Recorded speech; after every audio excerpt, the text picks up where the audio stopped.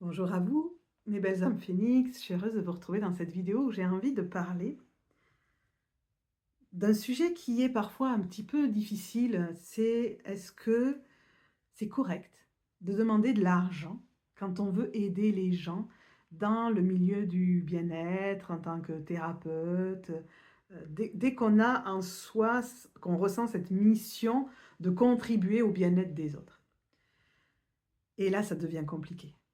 Si vous me regardez, peut-être que vous êtes dans ce cas-là, ou alors peut-être que vous êtes dans le cas des gens qui veulent profiter de ces services et qui ont du mal à se dire: «Je vais payer pour ça». Donc je vais d'abord commencer par le fait que ça puisse être difficile parce que justement,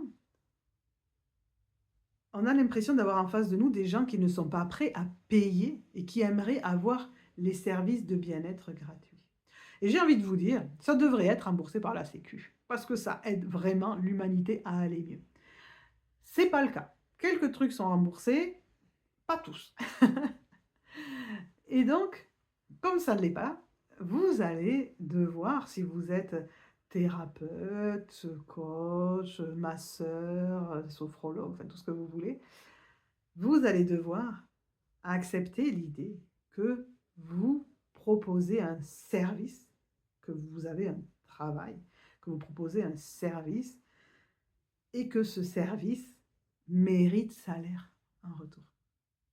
Parce qu'il a de la valeur, parce que vous vous êtes formé, parce que vous avez des compétences, des connaissances, de l'expérience et que tout ça a une certaine valeur.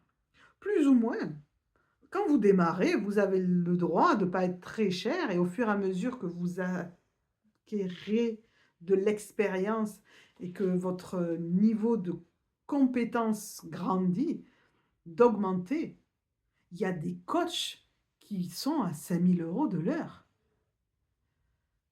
J'ose pas imaginer ce qu'ils donnent à 5 000 € de l'heure. Mais s'ils pensent que c'est leur valeur, c'est OK. Donc il y a vraiment cette sensation de mon temps, qui je suis, ce que je donne a de la valeur. Et même si c'est dur, parfois il faut le rappeler. Moi, je sais que ça m'arrive régulièrement, des personnes qui échangent avec moi sur Messenger, et moi je vous invite des fois, quand vous regardez, à venir me discuter sur Messenger. Et des fois, les personnes, elles me posent une question, et puis après, et des fois, le message, il est très long, et je vais passer, voilà, un message de 7 minutes, et puis au final, je suis presque à une demi-heure de temps d'écoute de vocaux. Et là, je me dis, mais une demi-heure, normalement, dans mon tarif à moi, c'est au moins 30 €. Donc, j'ai donné 30 € gratuitement, vous voyez, quelque part d'écoute.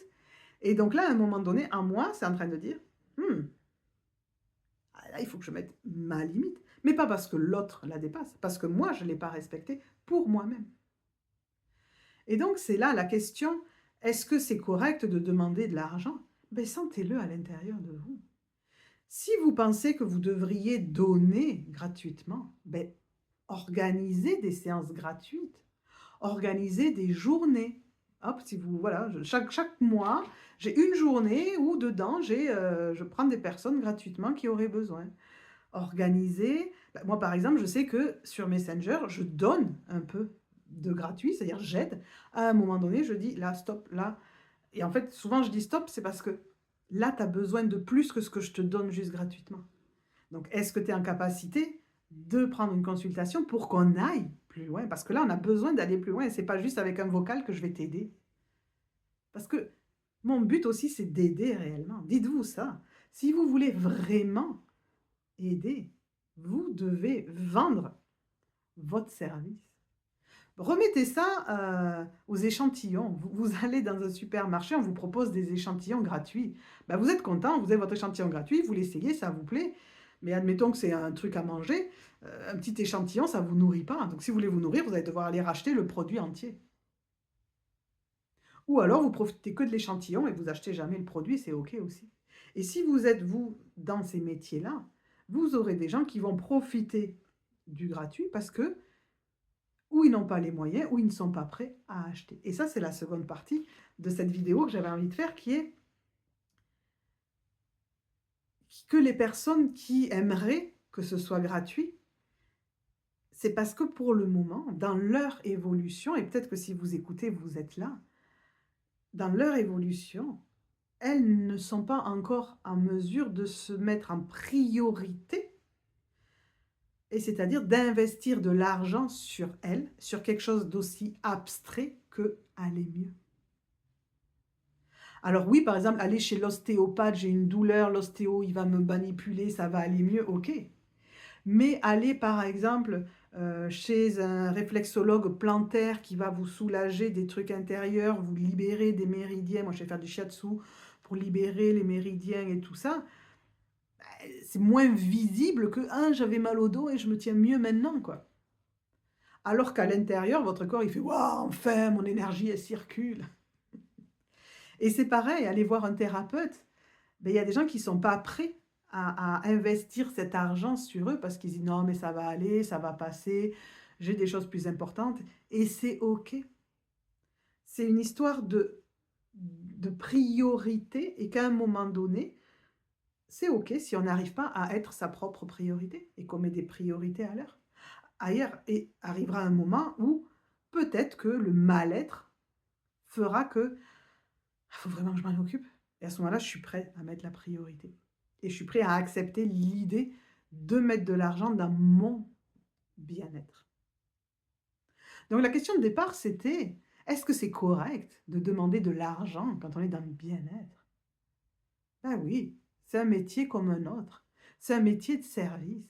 On est juste dans une société où, alors, société, je parle de la France, les autres pays peuvent être différents, où on nous a appris, avec toutes les assurances, la sécurité sociale, et cetera, notre petite carte vitale et tout ça, qu'on ne paye jamais pour notre santé. Le médecin, on ne le paye pas, l'hôpital, on ne le paye pas. On le paye en fait, mais on ne le voit pas qu'on le paye. Il y a pas de vision qu'on le paye.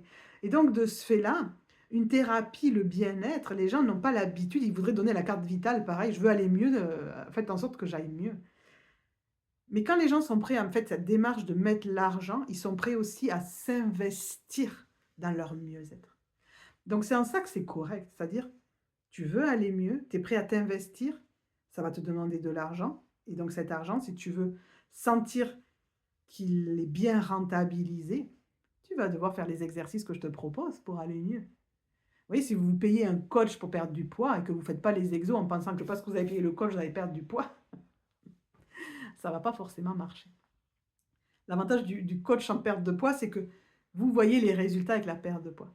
Et souvent, quand on est thérapeute, quand on est dans ce genre d'accompagnement-là, c'est vrai que pour les gens, c'est difficile d'investir là-dedans parce qu'ils ne sont pas sûrs de voir les résultats, ou du moins pas à la hauteur de ce qu'ils voudraient, alors qu'il y a des choses qui se passent à l'intérieur. Donc oui, ça peut être compliqué de demander de l'argent, mais c'est votre métier, c'est celui que vous avez choisi. Et donc à partir de là, vous dire: «C'est correct, j'ai le droit». Et si ça vous fait vraiment, donnez quelques séances gratuites, donnez un peu d'aide. Moi, à travers les chaînes que je propose, je sais que j'aide gratuitement, et ça me permet de me sentir bien avec ça. J'aide gratuitement, et les gens qui sont prêts à s'investir et à aller plus loin, ils sont prêts à payer pour mes services. Et les autres, je continue à les aider gratuitement, aucun problème. Il n'y a pas de rancune envers quoi que ce soit. Mmh. C'est vraiment, je vois la vision du mécano. Hem, le mécano, vous trouvez normal de payer pour que quelqu'un aille fourrer son nez à l'intérieur de votre voiture et trouver ce qui ne va pas et qu'elle roule mieux. Nous, quelque part, on vient fouiller à l'intérieur de vous pour vous aider à sortir qu'est-ce qui ne va pas pour vous aller mieux. C'est ça notre boulot dans le bien-être. Et donc, on est des mécanos de l'âme un petit peu. Et ça se paye un mécano. Nous aussi. Donc donnez-vous le droit d'accepter cette idée que vous avez le droit de demander de l'argent pour votre travail. Allez, je vous laisse avec ça. Ciao.